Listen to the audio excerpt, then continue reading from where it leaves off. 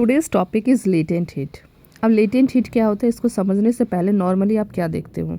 Normally एक चीज़ मैं आपको समझाना चाहती हूँ पहले, उससे पहले कि नॉर्मली क्या होता है, जब हम किसी से सब्सटेंस में हीट देते हैं या टेम्परेचर देते हैं तो वो उसको और गर्म कर देता है, हॉटर कर देता है, टेम्परेचर इंक्रीज़ कर देता है उस सब्सटेंसेस का।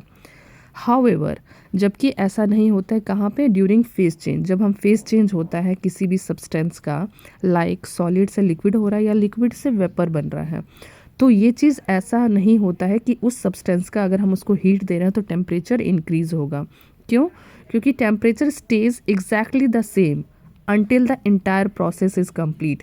जब तक सॉलिड से लिक्विड में नहीं बन जाएगा तब तक उस सब्सटेंस का टेम्परेचर इंक्रीज़ नहीं होगा, जबकि हम उसको टेम्परेचर दे रहे हैं, चाहे रूम टेम्परेचर या ऑन पर्पस टेम्परेचर दे रहे हैं, उसका टेम्परेचर इंक्रीज़ नहीं होगा।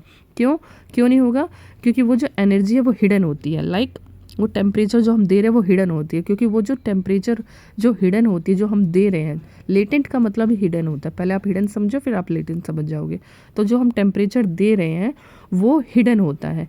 क्यों हिडन होता है? क्योंकि वो इंक्रीज़ नहीं हो रहा है, वो दिख नहीं रहा हमें कि हम जब देखेंगे तो उसका टेम्परेचर इंक्रीज़ नहीं हो रहा। लाइक आइस को हम पानी में दे चेंज करें तो आइस का टेम्परेचर इंक्रीज़ नहीं हो रहा जब हम उसको हीट दे रहे हैं। तो क्यों? क्योंकि वो जो टेम्परेचर है वो किस लिए यूज़ हो रहा है?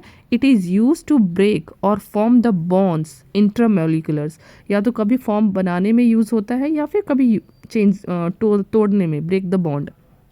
क्योंकि हम जानते हैं जब हम सॉलिड से पानी कर रहे हैं तो सॉलिड के जो मॉलिक्यूल्स हैं बहुत इंटैक्ट, क्लोजली पैक्ड होते हैं। तो उस बॉन्ड को तोड़ने के लिए हमारा जो टेम्परेचर हो रहा है, हिडन टेम्परेचर जो हम टेम्परेचर दे रहे हैं वो छुप जा रहा है। क्यों छुप जा रहा है? क्योंकि वहाँ जाके उसको तोड़ना है, वो बॉन्ड को, और उसको पानी में कन्वर्ट करना है, यानी कि फेस चेंज करना है उस सब्सटेंस का। सो जो इंटरमोलिकुलर फोर्स को तोड़ने में जो वो टेम्परेचर लग रहा है, इसकी वजह से उस सब्सटेंस का टेम्परेचर इंक्रीज़ नहीं हो रहा है। तो ये जो टेम्परेचर, इसी को हम लेटेंट हीट कहते हैं, जो छुप जाती है जा कर के, जो टेम्परेचर उसका सब्सटेंस का बढ़ने नहीं दे रहा है। नॉर्मल फॉर्म में सॉलिड है, उसको हमने पानी बनाना है, आइस है, उसको हमने पानी बनाना है। अब क्या हुआ कि जब हमने उसमें हीट दिया तो उस सॉलिड का हीट नहीं बढ़ा, उसका टेम्परेचर नहीं बढ़ा, बल्कि क्या हुआ कि वो टेम्परेचर यूज़ हुआ मॉलिक्यूल को तोड़ने में, और मॉलिक्यूल जब टूट गया तो वो जाके पानी बन गया। तो वो पानी भी 0 डिग्री पे ही होगा और वो चेंज स्टेट हो जाएगा, टेम्परेचर सेम रहेगा और वो भी 0 डिग्री पे होगा, जबकि हमने उसको ऑन पर्पस हीट दिया है।